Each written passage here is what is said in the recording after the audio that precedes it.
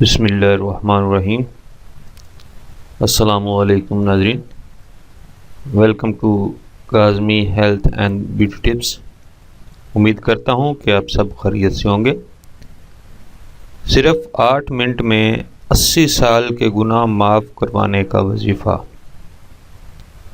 ناظرین، حضرت ابو ہریرہ رضی اللہ تعالیٰ عنہ سے روایت ہے کہ نبی کریم صلی اللہ علیہ وآلہ وسلم نے ارشاد فرمایا، جو شخص جمعہ کے روز عصر کی نماز کے بعد اٹھنے سے پہلے 80 مرتبہ یہ درود پاک پڑھے گا تو اس کے 80 سال کے گناہ معاف ہو جائیں گے اور 80 سال کی عبادت کا ثواب ملے گا۔ صدقہ جاریہ سمجھ کر شیئر ضرور کریں۔